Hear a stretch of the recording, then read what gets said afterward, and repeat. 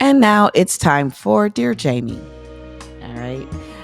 Here, your real questions meet honest talk and spirit led truth. Today's letter comes from a soul tribe sister who writes, give me a second, let me pull that up real quick. Okay. Dear Jamie,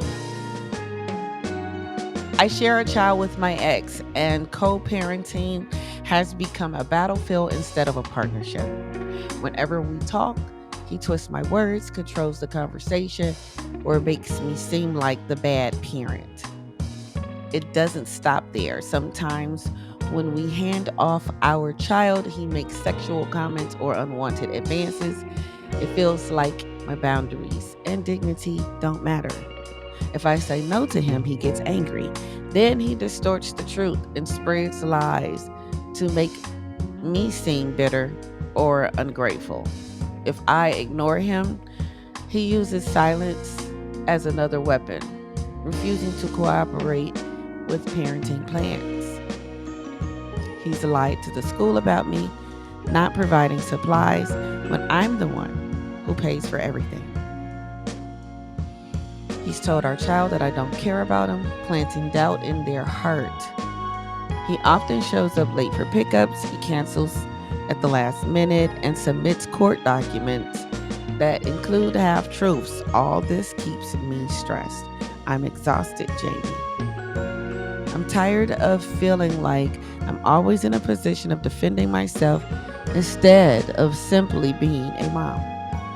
My child deserves peace, but how can I manage when their other parent brings chaos, disrespect, and harassment into our lives? Signed, My Baby Daddy Drama.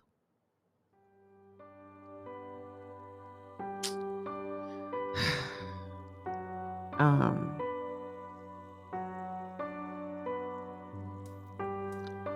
uh, you know, I understand. I understand. First, let me say I understand. I hear you. And it is annoying when guys give you trouble that you ain't trying to have with them, right? So thank you, My Baby Daddy Drama, for writing in, first of all. I'm honored you reached out. Thank you for trusting me to help with this critical issue about your child's father.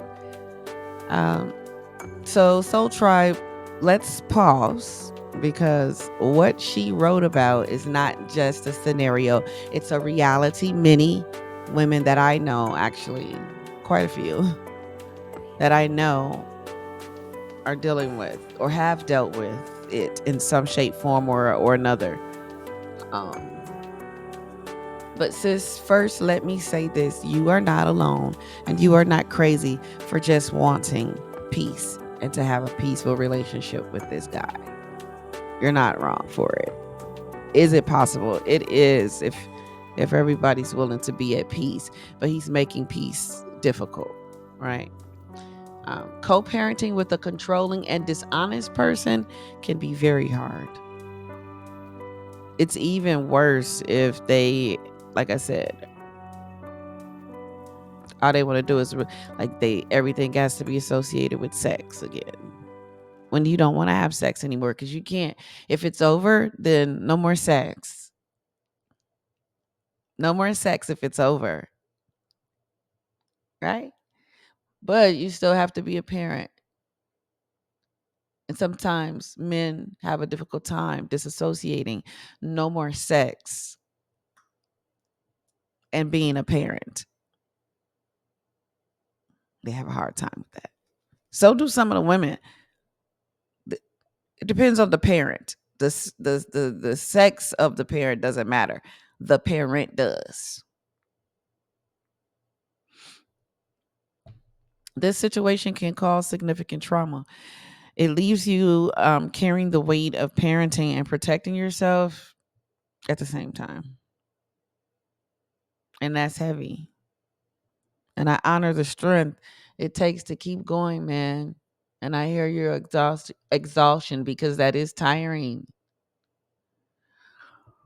When I'm exhausted, I turn to the Bible. I know everyone doesn't read the Bible, and I understand. However, I turn to the Bible because it has great wisdom in it.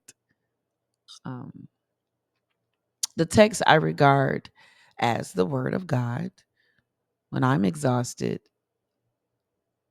it hits me. I turn to what I know will never fail. So in Romans 12:18, it says, if it is possible, as far as it depends on you, live at peace with everyone. It depends on you. Emphasis on as far as it depends on you. Live at peace with everyone. Peace begins with you, it begins with me. If you be at peace, I be at peace, and we come together, it should be peace. Sounds simple, right? It comes from the choice you make, the boundaries you establish, and the attitude you hold.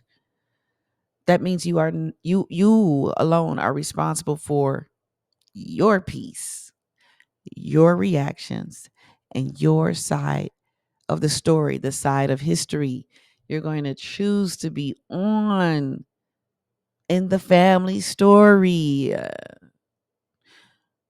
You cannot control the other parent, whether male or female. He can't control you. You can't control him. But you can control the spirit in which you show up. That is your responsibility. And you are absolutely capable of doing it. Everyone is. And if you say you're not, you're lying to yourself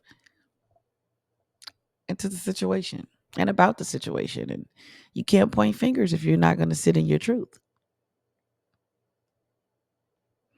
But here are 3 practical things that you can do. 3 practical truths you need to know. You do what you want. Choose wisely. If you want peace, think it through. If you want peace for real, think it through. Think before you do everything. Don't overthink it. But number one, set boundaries, not battles. If you know something you absolutely not know, you don't never absolutely not. You understand? I don't care. No. Decide in advance what you will and will not engage in. Boundaries are not punishment, they're protection.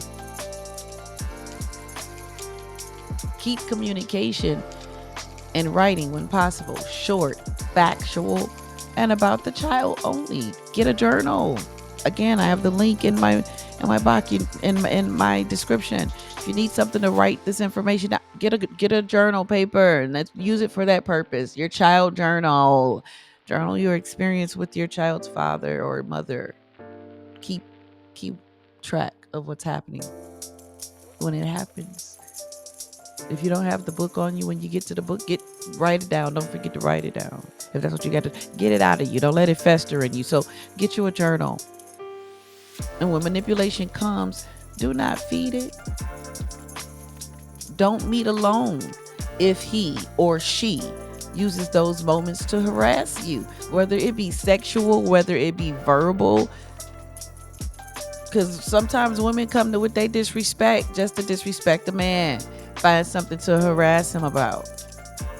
Same thing for women. It doesn't matter the gender, is my point. So Miss Baby Mama, that baby daddy drama, I hear you. It's your baby daddy, but it's somebody's baby mama. Same differences, different scenarios, same situations. Use neutral exchange locations or a trusted third party if needed. And honestly, you want to be able to deal with this in a peaceful matter between you and the other parent without having to involve third parties. But you may sometimes need third parties. And do what you got to do to make it peaceful and effortless. Number 2, document, don't debate. Document incidents, track exchanges, and let your record show your truth. Keep a record of every incident, late pickups, false accusations, even harassment, every text, every message. This isn't just legal protection. It's clarity. Keep you sane to make you know you're not imagining the experience you're having. It's clarity for you so you don't second guess your own reality. That's why I said get a journal, get it out of you. Don't let it your mind play tricks on you. That's how you make not sound decisions. Courts hear paper evidence, not emotions. Don't be going to the court with your emotions. They don't want to hear that. What does the law say and what happened? God, though. God hears prayer. And you need both because both of them matter. You need to be praying for yourself to have wisdom. You need to be praying for your child, that your child is protected from the chaos. One, two. And then you need to be praying for your child's father, that he will find peace within himself so that y'all can coexist and co-parent together peacefully. You need God's peace. Can't do it without God. All things are possible with God. Without the higher force and power upon you and in you and moving and breathing and having in you and them, it's not going to work. Number 3, guard your spirit. Pray over yourself and your child before every exchange. I just said, pray over y'all. Breathe deep before every text.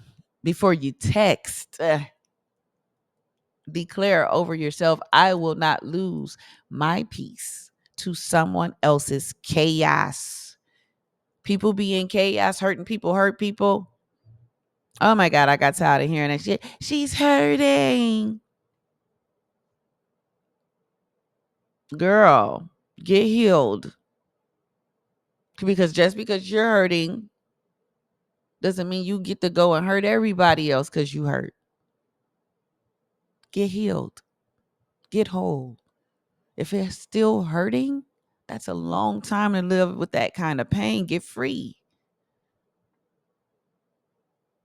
Decree, my peace is not for sale. Especially when it comes to the sexual harassment. My body is not for manipulation. You can't do what you want to with it just because you had it once. You have now lost access, buddy. Respect that I don't want you like that no more. Say that.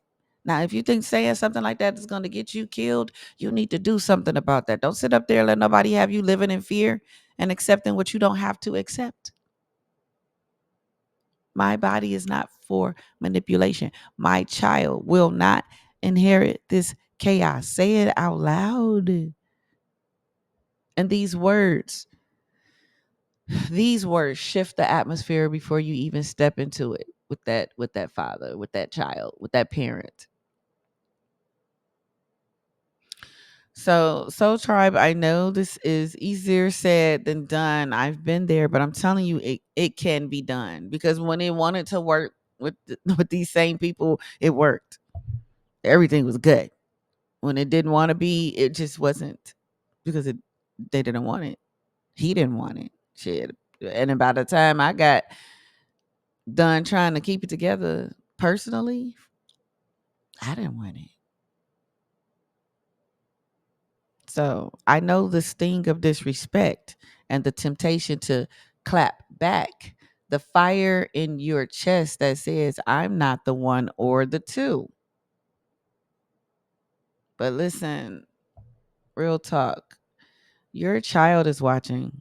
And sometimes your most significant part of the legacy within the family isn't winning the argument. Nobody wins when the family feuds.